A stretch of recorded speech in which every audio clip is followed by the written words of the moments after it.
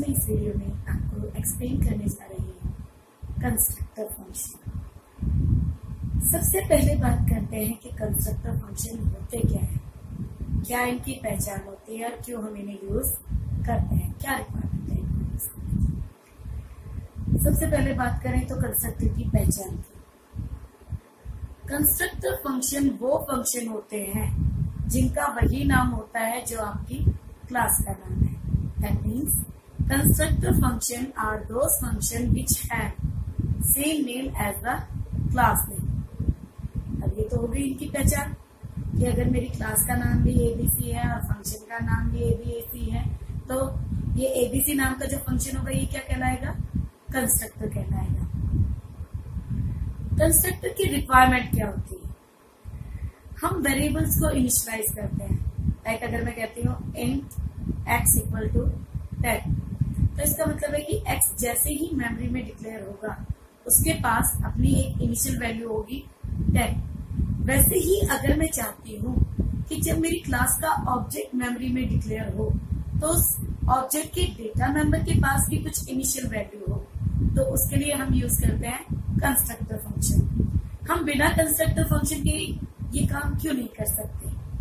देखिए, ये बात हम अच्छी तरह से जानते हैं कि जब हम क्लास डिफाइन करते हैं तो उस टाइम पे हम डेटा मेंबर की कोई मेमोरी एलोकेट नहीं करते हैं। तो जब आपकी क्लास की डिक्लेरेशन के टाइम पे डेटा मेंबर ही नहीं है तो वहां पर अगर हम वैल्यू इनिशियलाइज करेंगे तो क्या होगा, एरर आएगा। लाइक मैं कह रही हूँ क्लास एबीसी और इसके अंदर मैंने कहा इंट एक्स इक्वल टू 10, लेकिन जब एक्स की मेमोरी ही नहीं डिक्लेयर हुई है अभी तो वो अपने पास कोई वैल्यू कैसे स्टोर कर सकता है, यानी एरर आ जाएगा।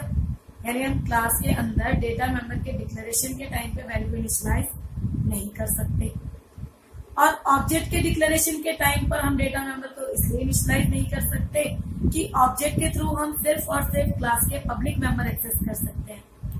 डिक्लेरेशन के टाइम पे वैल्यू मिलेगी नहीं और बाद में जो वैल्यू मिलेगी उसे हम क्या कहेंगे, assignment.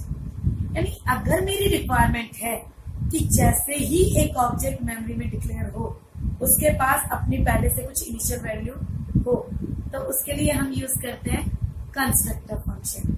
Constructor function is used to initialize the data member of object at the time of object declaration.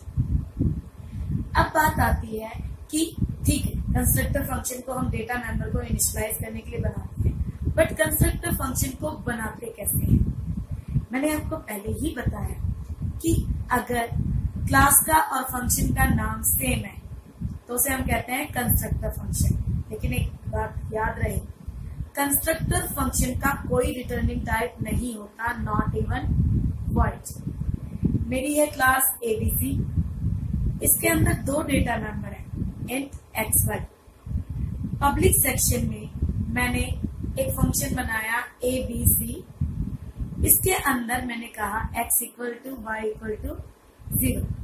आप देख सकते हैं कि एबीसी के नाम के आगे कोई रिटर्निंग टाइप नहीं है, क्लास का नाम और फंक्शन का नाम सेम है, इसीलिए ये क्या कहलाएगा, आपका कंस्ट्रक्टर फंक्शन। हमने कंस्ट्रक्टर फंक्शन को तो बना लिया, लेकिन ये कंस्ट्रक्टर फंक्शन इन्वोक कैसे होता है। Constructor function invoked automatically when we declare the object of class. जब हम क्लास का ऑब्जेक्ट डिक्लेयर करेंगे तो उस टाइम पे आपका कंस्ट्रक्टर फंक्शन ऑटोमेटिकली इन्वोक होगा और ऑब्जेक्ट के डेटा मेंबर को वैल्यू इनिशियलाइज करेगा।